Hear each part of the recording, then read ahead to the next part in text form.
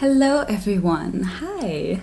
My 6th semester of studying comparative literature has officially begun. I could theoretically be done with my degree 6 months from now, isn't that crazy? And this is the semester in which I'll start writing my bachelor's thesis.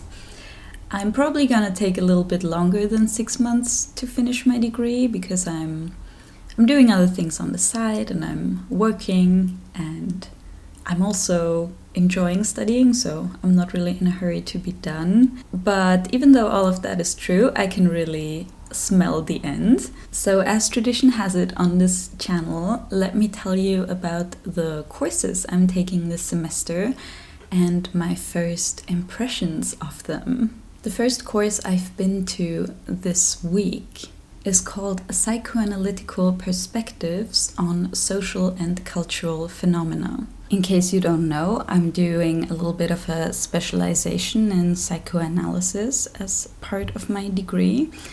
And this course is amazing because the lecturer is the scientific director of the Sigmund Freud Museum in Vienna. And the course is, as the title says, about psychoanalytical approaches to cultural phenomena. So, for example, asking oneself where does anti-Semitism come from, or what are the psychological dynamics behind war, or something like that. So you take psychoanalysis out of the setting of, a therapy between two people, and you kind of project the theories onto bigger masses of people, and of course that has its limitations, but it can also offer amazing new perspectives on what is going on in this crazy world of ours. I find all that really fascinating, and I've always been drawn to understanding people on a deeper level and what their motivations are. I think that is what ultimately drove me towards literature. So yeah, in the first lesson we just talked a bit about the basics, some of the models that Freud came up with, but we also talked about psychoanalysis as a field, how it's often accused of not being scientific. I have no doubt it's gonna be a really interesting course. There's also gonna be a practicing psychoanalysis that will come to our lecture, and we can ask them questions and just hear from their perspective a little bit. So I'm much looking forward to that. We're also encouraged to participate in some of the events at the Sigmund Freud Museum. There's some really cool things coming up, like a discussion on Freud and neurodiversity. And Timothy Snyder is coming to the Freud Museum in May, I think. So I might partake in some of those events. And we also got a free library card for the library that is in the Sigmund Freud Museum. So we're encouraged to go there, and I might do that because it's the biggest library of psychoanalytic literature in the world. So yeah, what else can I tell you?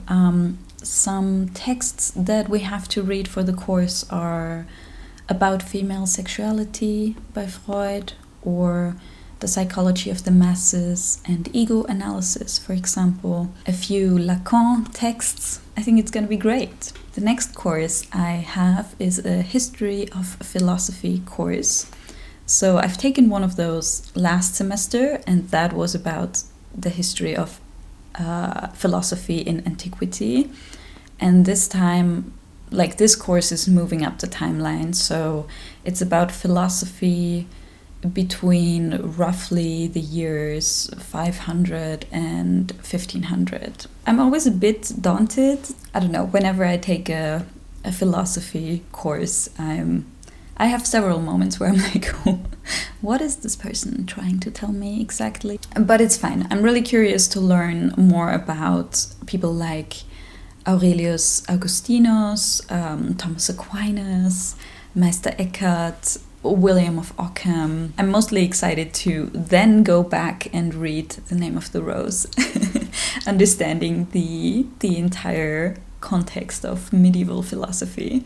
Yeah, so far we talked about what the study of philosophy actually looked like in the Middle Ages and where the line between philosophy and theology can be drawn. On the reading list are texts by Boetius, Augustinus. I think it's Saint Augustine in English. So yeah, I'm set. I'm strapped in. I'm here for the ride. Wish me luck. And now, finally, the most exciting course, I think, is gonna be my bachelor's seminar about Vienna around 1900. So, okay, why Vienna around 1900? So in Vienna, there was an immense advancement and productivity in a lot of different fields all at once around 1900. So to name a few, literature made huge advancements and has like really big names in literature coming from that time. The fine arts made huge steps. Think Klimt, Schiele, Kokoschka. Music made big advancements with people like Schönberg. And there were so many other fields like dance, feminism, psychoanalysis, architecture, medicine, finance, physics, chemistry. It was like an immense boom of just, taking huge leaps forwards in all of these fields. Like either one of them would have been extraordinary, but it has been even more insane that it kind of all happened at the same time. And people back then obviously didn't think about it in that way. They were just living their lives. But retrospectively, like a few decades later, people looked back on the time and they saw what a fertile cultural wonderland Vienna has been around that time. And the time has kind of gained a little bit of a mythic status or something. I mean, even I feel it. I feel like literature from around that time has a specific kind of lore. I really love it and it really draws me in. And I feel like also when people think about Vienna and they romanticize it or it's on postcards or something, I feel like it's always images from around that time. And the focus of the course is how that kind of period is talked about in literature later. So, for example, in Der Mann ohne Eigenschaften, The Man Without Qualities by Robert Musil, or The Strudelhof Steps by Hermito von Doderer.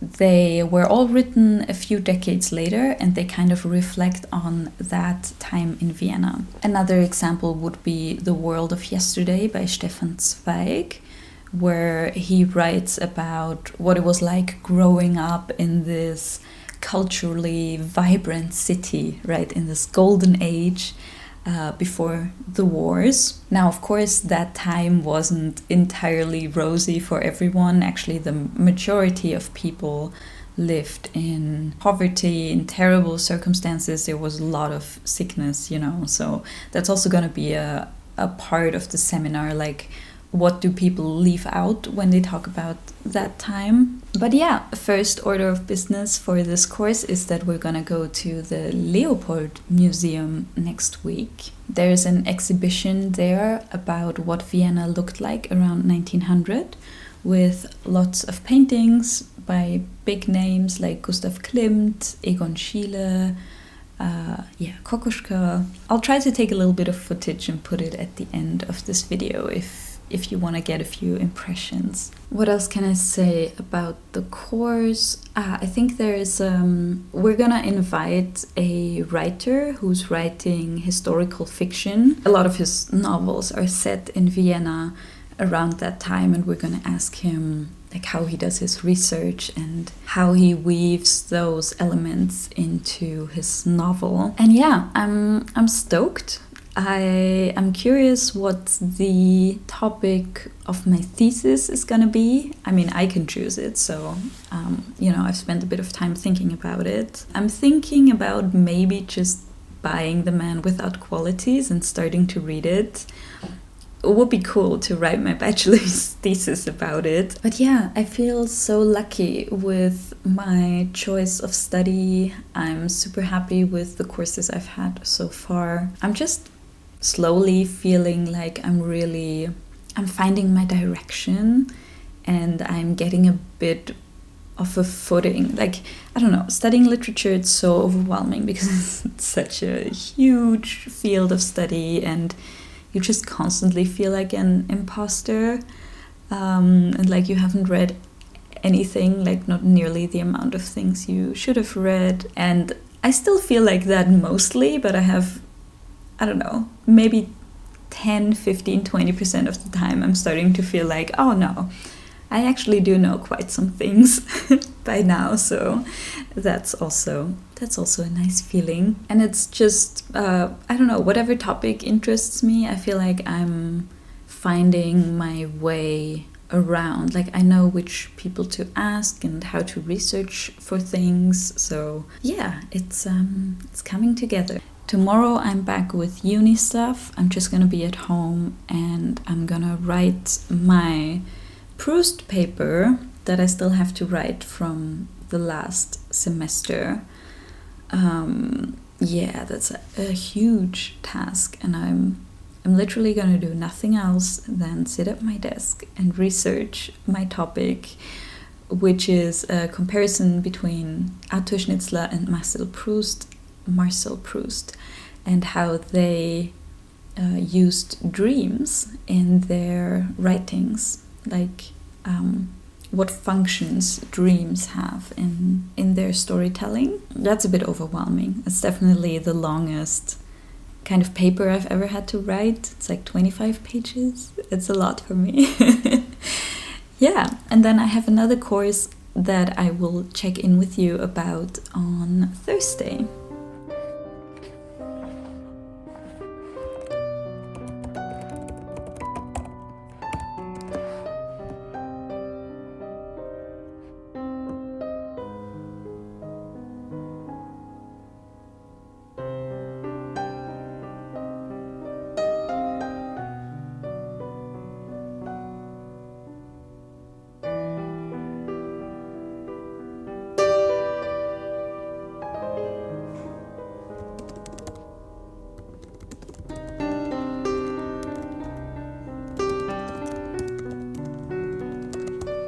Okay, I'm checking in to say that I bought The Man Without Qualities.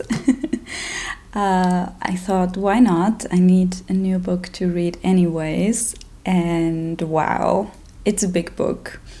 If I'm really gonna go through with reading this, it will have been by far the biggest book that I've ever read. It has 1,000 pages in this edition, but it's usually like 1,300, something like that. And you know, it's thin paper and there are a lot of words on every page. But I've started reading it already. I'm 15 pages in or something, and I love it. It's great. It's not really about something. I mean, it is about things. It's just not plot driven at all. And if it continues to keep going as it has started, it's just a whole bunch of philosophical reflections about the state of the world around, 1900. And, you know, so much of it is so relevant for our times as well. So just philosophical reflections on the state of humanity. And he's very cheeky. He's very good at talking about things in like a slightly ironic, satirical way. I've had a good few laughs already. I was always afraid of this book because I thought it was going to be really difficult to read, and it's really not. It's not difficult to follow, I find, and the language isn't particularly difficult or anything. So despite being such a big book, it really does everything it can to make me enjoy reading it, and I want to keep going with it. I think it's actually doable. I mean, I'm 15 pages in, so maybe I'll eat my words, you know? Maybe it's gonna become a lot more difficult. but for now, it's great. And I also wanted to update you on the last course that I've taken this week. The course is called Ideas, Words, Images, and it's about the interactions between literature and philosophy. The premise of the course is that literature and philosophy, they are too different to be the same discipline, but they're too close to really ignore each other. They're both different forms of gaining insight or trying to gain insight into the world. And yeah, we're going to talk about that kind of tension. So a few philosophers that are on the list are Plato, Aristotle, Kant, Hegel, Schopenhauer, Kierkegaard, Nietzsche, Heidegger, Sartre, Arendt, Zizek. And then on the literature side, we're going to talk about Kafka, Beckett, Proust, Borges, Thomas Mann, Bernhard, Bachmann, and so on. So in the first session this week, we talked about the line between reality and fiction and how important fiction is for both literature and philosophy. So basically, to do philosophy and also to write, you need the ability to imagine the world in a different way, other than it is right now. So you can, build a utopia of sorts. You can think about how people maybe should behave, or just imagine how it could go differently. I don't know how else to explain it. And in the first lesson, we talked about Borges because he continuously plays with that line between reality and fiction and shows us that the line doesn't exist. So our prof gave us a quick overview over the short story, the first one in Fictions, that is called Telön Ukba Orbis Tertius, which I much appreciated because I have tried to read that short story many a time, and I always get stuck on page 3 or something. Like it's so complicated. So yeah, that's it for uni stuff for this week. I'm super excited about the semester. I'm gonna keep you updated what's happening. Let me know if there are any specific videos you'd like to see, topics that interest you that I mentioned, or anything at all. Thanks for being here. I'll film a little bit of the outing to the Leopold Museum if I can, and I'm gonna put it at the end of this video. Thanks for being here, and I'll see you again soon. Bye bye!